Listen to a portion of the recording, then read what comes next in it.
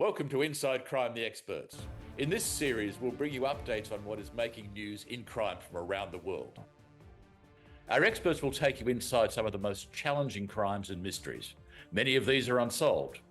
They're the stories of serial killers, murders, organised crime, disappearances, scams, frauds and heists. Tim Watson-Munro is Australia's leading criminal psychologist. He's delved into the minds and crimes of some of the most notorious criminals in Australia and from around the globe. Dr. Xanthi Weston is a world-renowned criminologist and Associate Professor of Criminology at the Central Queensland University. And I'm Duncan McNabb. I started my life of crime as a detective in policing, then in major criminal defence and into the corporate sector before heading to the media as an investigative journalist, author and TV producer. And now to some news. The Gilgo Beach, and this is on Long Island in the United States, serial killer Rex Heuermann has pleaded guilty to 8 murders spanning the 1990s to 2010. It's highly likely this Manhattan-based architect has killed more. This case has spawned books and documentaries over the years, and a plea of guilty for the 8 murders will at least bring some finality for their families. He'd gotten away with murder until around 2022, when police, taking a fresh look at what were then cold cases, linked his car to one of similar description seen by a witness in one of the crimes. Phone records then linked him to a few of the other victims, and of course, police checked his online history, which included child porn, some sadistic stuff, and pictures of the victims and their families. They also waited until Rex chucked out a pizza box, simple thing, which they then scooped up, found his DNA, and found that it was consistent to a male hair found at one of the crime scenes. In Australia, the baby-faced, literally, killer Sef Gonzales has yet another appeal on the go. In 2001, Gonzales murdered his mother, father and sister at their home in Sydney. Rather than work hard to get the glamorous life he lusted after, he decided to take a shortcut and kill his family and then inherit. Police didn't believe the racist motive he alleged, nor his alibis, of which there are a few, and neither did the jury. Gonzales was sentenced to life. He's appealed his conviction and sought reviews of his conviction without success over the last almost 25 years. Then he changed tack and now has an appeal to be heard later this year, 2026. He's after parole only. It's a case that has parallels to the Menendez brothers in Los Angeles, even down to him now alleging undiagnosed PTSD at the time of the murders, and this PTSD allegedly caused by sexual abuse by, wait for it, a priest. Stay tuned. Back in episode 12, we covered the heist at the Louvre in Paris late last year, in which thieves got away with $100 million worth of loot in what was literally a daring daylight raid. It's similar to the great golden toilet heist we covered in episode 8. Now, in that heist, the low-level crooks have been caught, but the masterminds behind that raid and who are likely to have profited haven't been found, and zero loot has been recovered. Same deal with the Louvre heist. In Paris, there is an inquiry underway into the Louvre heist, which has so far held 70 hearings with a final report on the heist due in May this year. Now, Tim and Xanthi, what do you reckon about these couple of recent updates? I mean, this is a classic example, isn't it, of genetic genealogy, the advances in DNA profiling, all the sort of super techniques that exist now that didn't exist then. And as we've commented many times, these days you can run, but you can't hide because ultimately the technology will catch up with you. What do you say?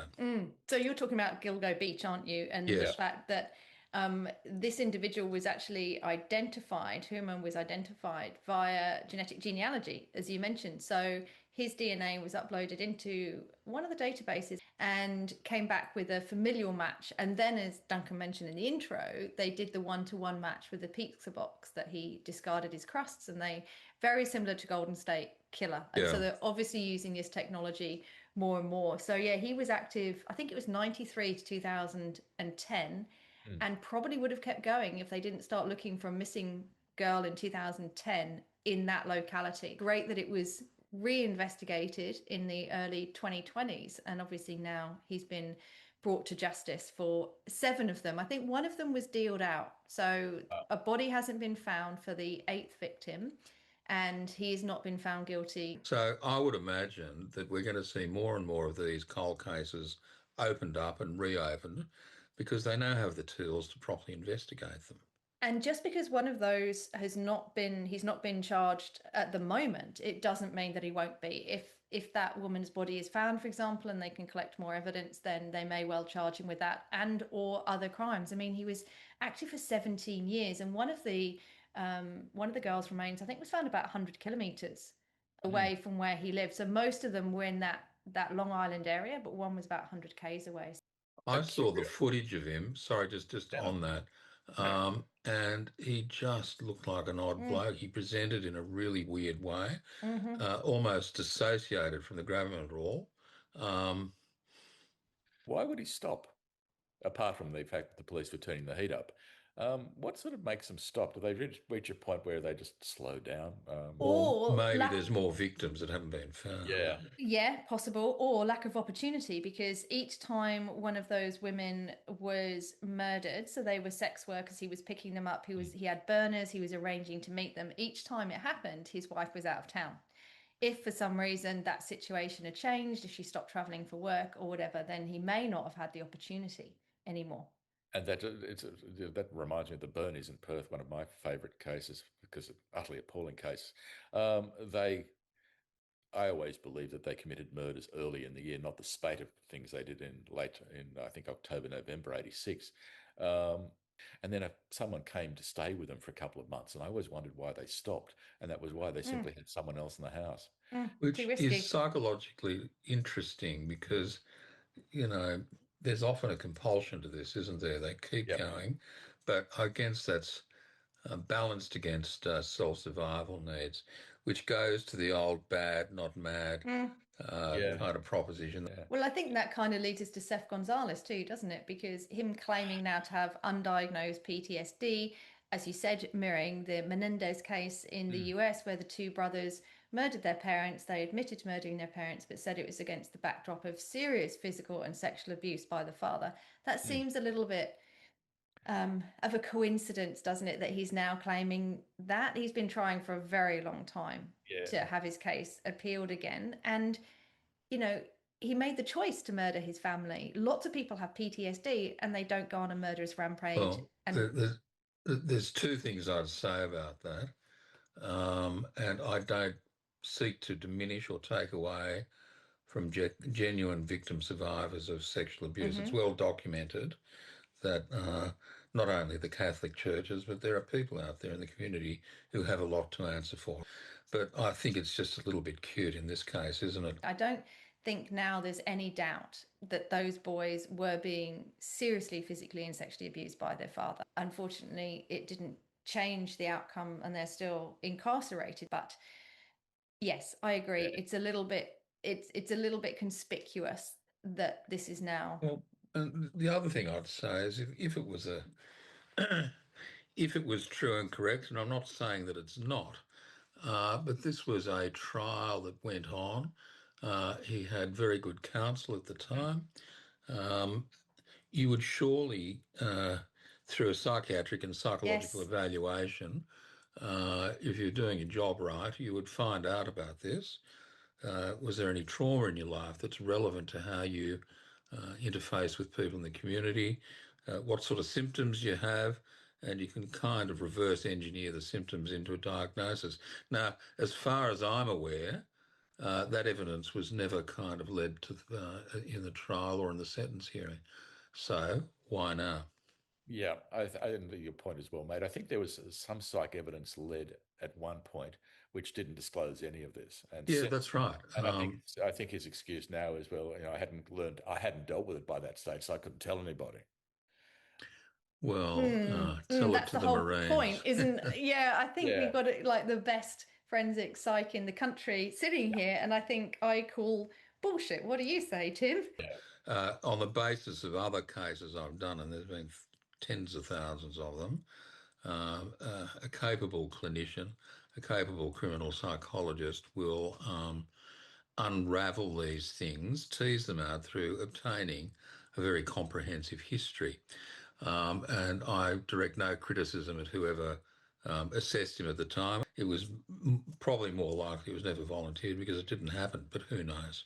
I think it was revealed during the trial as well that he spent months planning this, No, correct? he went onto the internet and tracked down methods to bump off the family. Old Seth just moved to traditional methods of what you can find in the knife block in the kitchen and a baseball bat.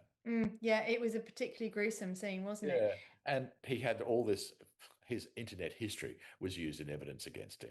Yeah, funny that. One final question. Mm. The alleged sexual abuse wasn't from a family member, right? It was from No, a priest in the Philippines. Yeah, well, so just Yeah. one day you decide to try and murder mum with arson, Yeah. and then you take a baseball bat and a knife to the family because it's all their fault, presumably. Yeah.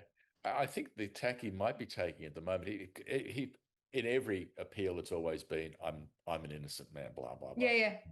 This one has sort of got to actually to the appeals court for a hearing because he skipped that part and it's now about, I need parole. It's a severity appeal. It's exactly. Right. It's Yeah, exactly. And if Quite this evidence had been led in the plea, the sentence hearing, there may have been some sympathy mitigation. for me. spot on. It wasn't. And now that it's on the table, let's have another crack at it. Yeah. But he also covered it up, didn't he? Like he showered, he changed his shoes, he spray painted some racist slur. So it's planned, premeditated, showing forensic awareness and countermeasures. Cold-bloodedly carried it out. I mean, he murders his sister first, waits for his mum to come home from the office, waylays her in the hallway and murders her, then lies in wait for a bit longer until the father comes home and then kills him. Then he's got his alibis in place. I was out in the city with mates of mine. At one stage, there's a sex worker as an alibi as well. And the police did a stunning job unpicking everything bit by bit by bit. And this little twerp is as guilty as sin. But there's curiosity, and this is me being cynical perhaps, but I was chatting to one of the coppers I knew who was involved in the case, who was a bloody superb detective. And we're just having a coffee, and we just, it was 2023, 2024, all the Menendez brothers series came up on Netflix and the docos, and it's very much on the front pages around the world. We're just having one of those occasional catch-ups, and I said to him, mate, at some stage, Seth is going to give you another run on based on the Menendez brothers stuff. And I don't want you were right. I don't want to sound like I read palms for a living, but within a couple of weeks, up comes his application, PTSD, sexual abuse as a child. I couldn't tell the court it's a mitigating factor that wasn't taken into consideration. You're not just a pretty face, are you? Seth, to give him, he was a lousy law student, but as an opportunist, he's very competent. Not that competent. He went to jail. Well, he's also acting for himself, so hopefully he's spruced up his legal skills. And as I think we've discussed before, they love the attention this brings them. Now to our feature story, a criminal on the run. Cop killer Dezi Freeman was on the run for over 200 days in Victoria before being shot to death in a remote part of the high country in that state after police had finally tracked him down. His attack on police that started this manhunt, killing 2 and seriously injuring 1 officer, and its definitive end in the high country, around 20 bullets, will be subject of inquiries for quite a long time. Killer Malcolm Naden was also on the run for years before being caught. And in the US, Christopher Wilder, the Australian-US serial killer we've talked about before, was subject of a massive manhunt as he murdered away across the United States twice. So what makes these men run? Well, looking first at Dezi, the sovereign citizen. I mean, Xanth and I have done a lot of interviews around this. Who are they, sovereign citizens, what they do? Xanth will give you a more erudite explanation and summary, but basically they don't believe in law and order. They reject the mores of society.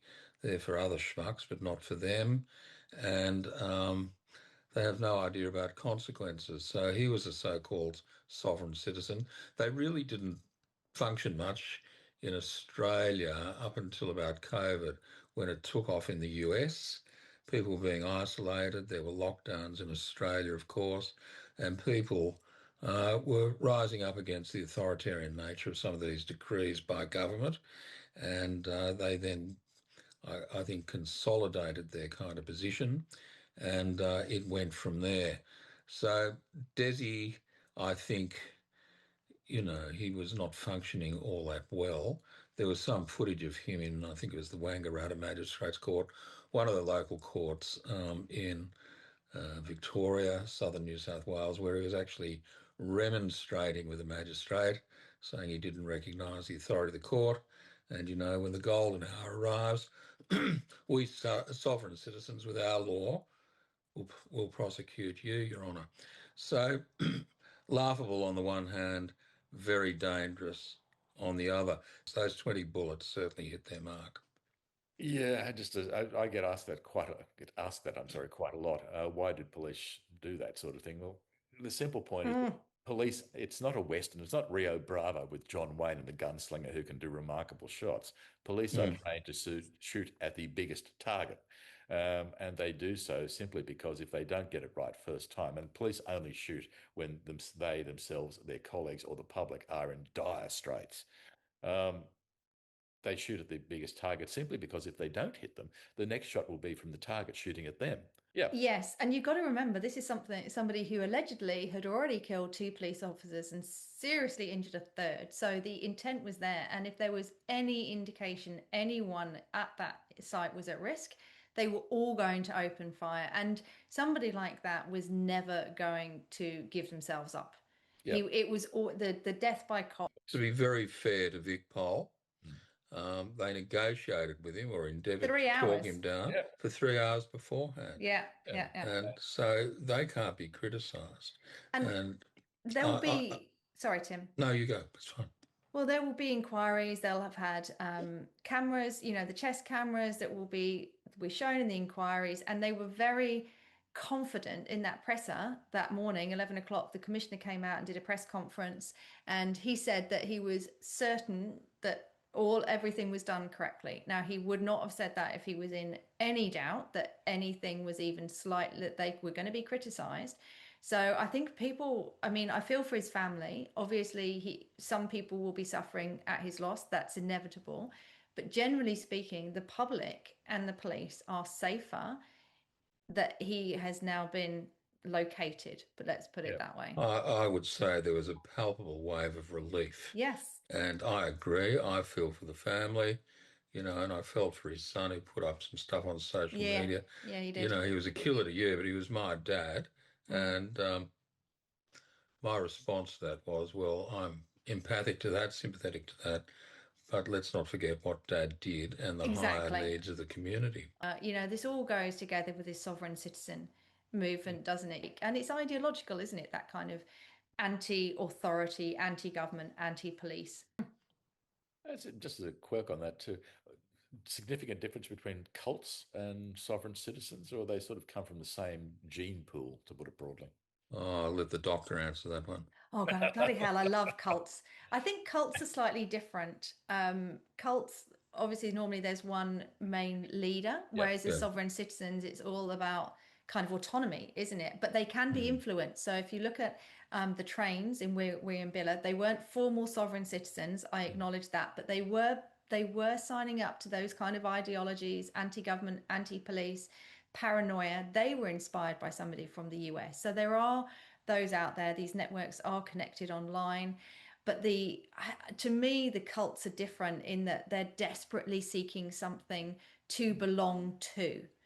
And they want to be led. They want to be followers, and they're often highly intelligent, and cults, they're also taking advantage. The cult leaders often take financial advantage and take ownership of the cult members in terms of their belongings and their properties. So I think there's a different dynamic there. I think... How would you define a sovereign citizen, in less than a paragraph? An individual who is anti-authority, doesn't believe in the laws of the country, is ideologically motivated and has a deep distrust of any type of authority. But I don't know. I think it's different to cults. What do you think? Yeah. Well, I do too. And the other thing about cults is they more often than not have a charismatic leader. Yes. Which you don't find with sovereign citizens. I guess in days gone by, sovereign citizens, the irony of the term really, would have been considered treasonous, and they probably would have been executed. If you railed against the monarch, for example, challenged the authority of the state, that was in a kind of broad sense treason, wasn't it? And so it's not it's not new, but it's been redefined and named. And sovereign citizens want to live their way. They want the right to bear arms, all of that. You can definitely see the US kind of influence there. Whereas cults want to live together. They want to be part of that, cut off from everybody else. And there's also a lot of abuse within cults.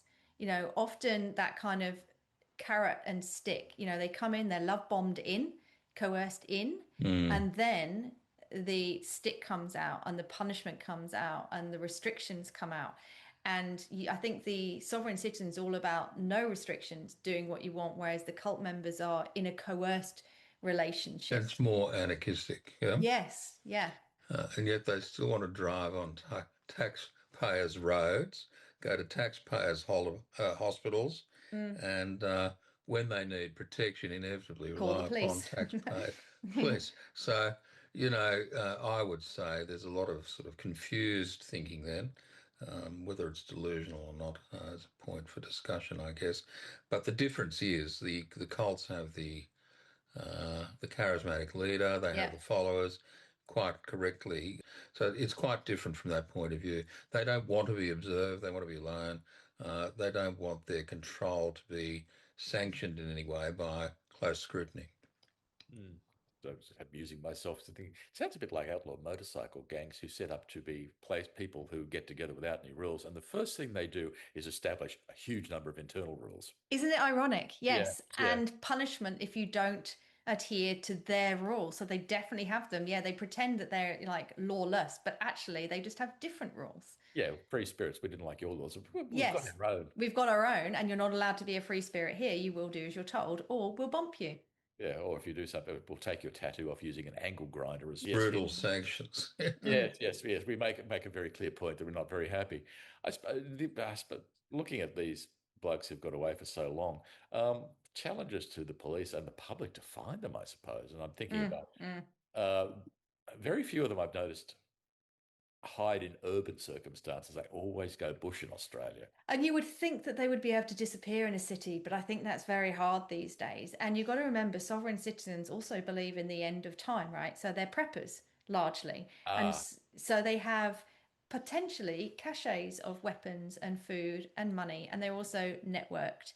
And so they will have people who assist them, maybe even strangers, but people connected through those ideologies who are willing to help them because they're also anti-police. But yeah, Dezi Freeman was a very good bushman, and he knew that the police were likely to be coming. He knew that those charges, because they were there to enact an arrest warrant for alleged child sexual abuse. Yep. So just like the trains, they were expecting the police to arrive for that.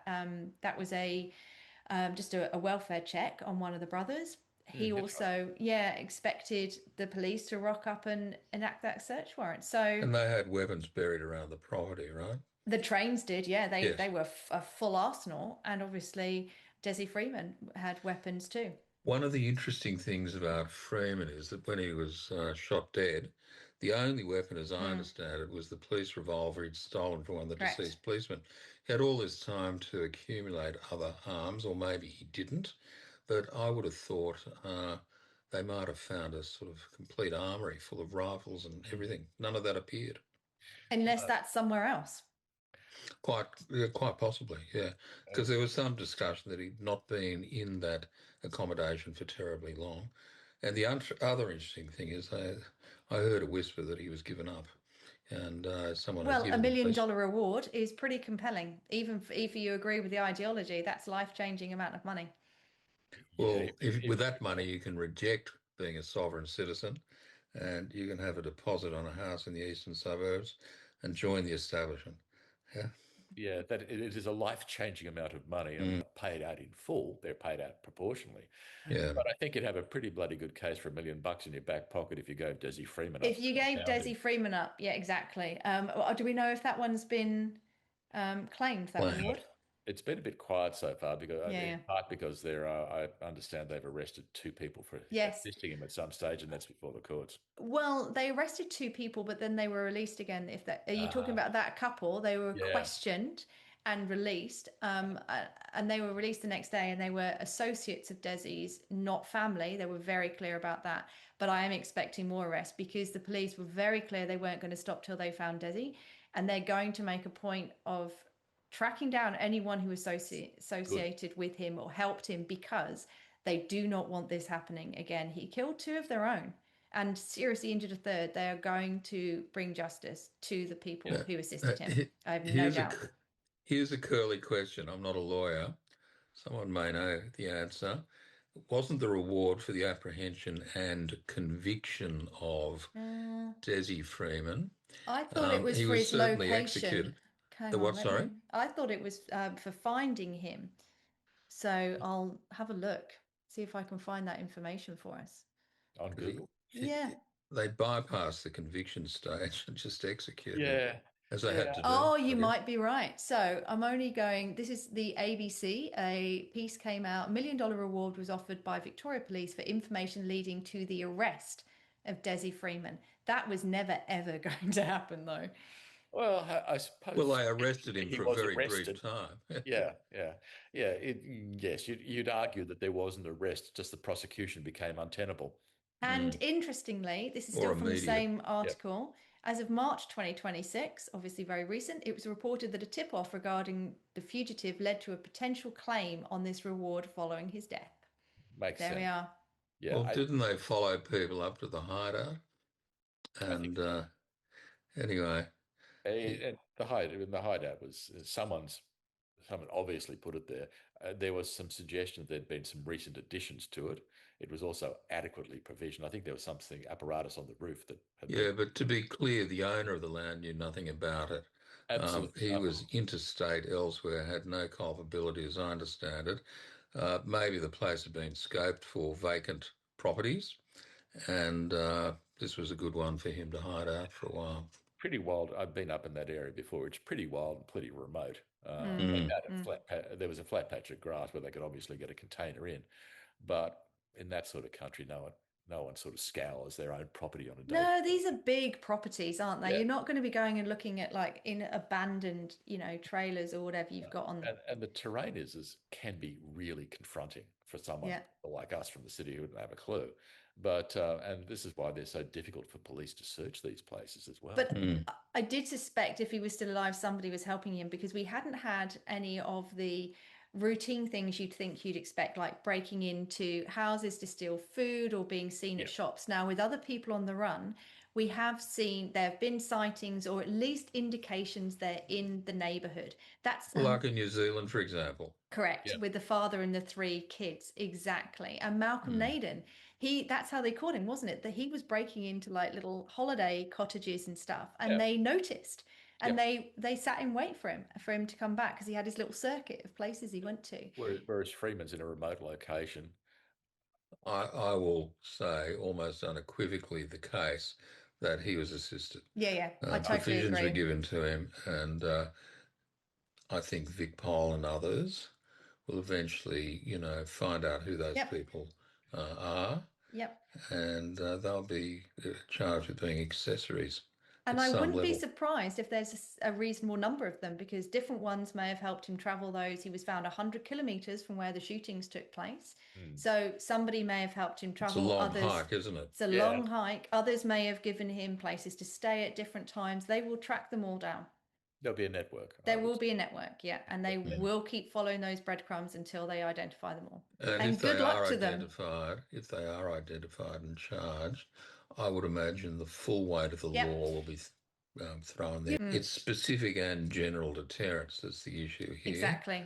They want to send a message to others: don't do it. The consequences are high. And remember, we've had William Biller. Now we've had this incident. There's the New Zealand one. We do not want more police officers being shot. I said, in an interview way back, he probably thinks he's like Ned Kelly, and he will go out in a blaze of glory.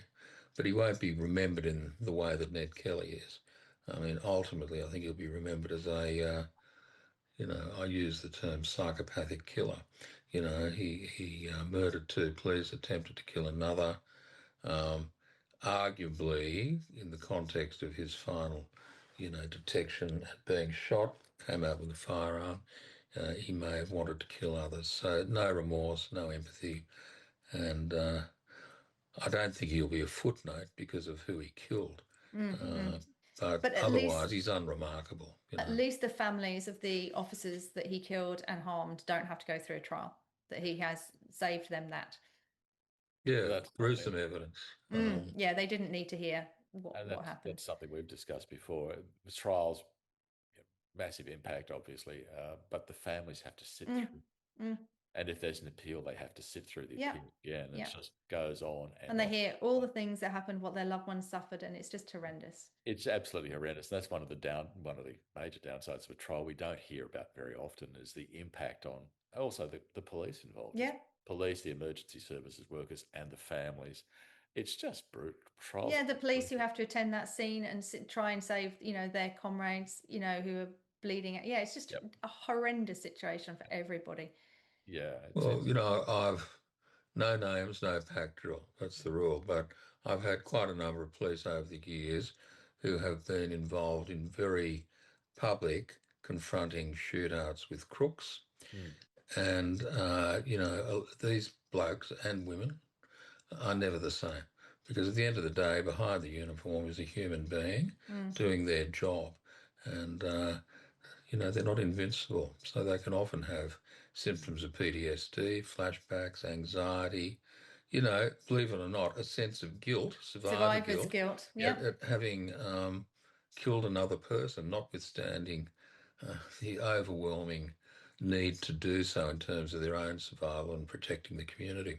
Or the fact that they didn't manage to save their colleagues, even if there was nothing that they could do, or their colleague went to that incident and maybe it should have been them. All of that stuff, really plays with people. Done it better? Should I be alert? Yes. Even though you do everything you possibly can, there's always going to be that question: could I have done it better? Yeah. Just as a curiosity, these people that decide to run, is there any sort of consistent pattern in why they decide to do this? They know they should realise they're going to get caught. Do they actually think they'll get away? Oh, I think so. I think it's a day-by-day proposition.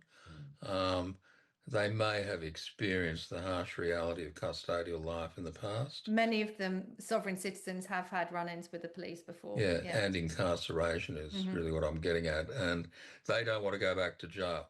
And so they have this deluded belief that they can evade detection forever and a day, but inevitably they can't. I also think there's a level of arrogance in this that they think they can. They think they're going to outsmart the police. They've got their caches of weapons or food or, places to hide, whatever it is.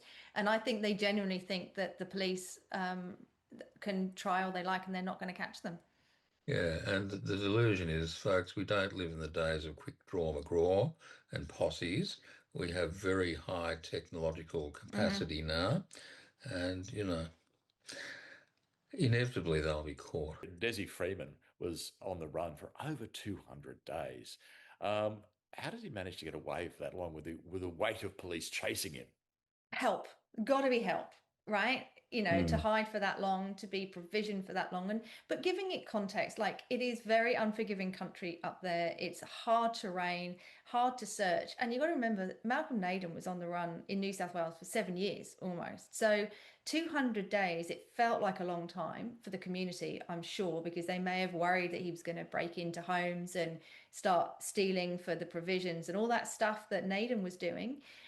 So good job, Victoria Police, for tracking him down when they did.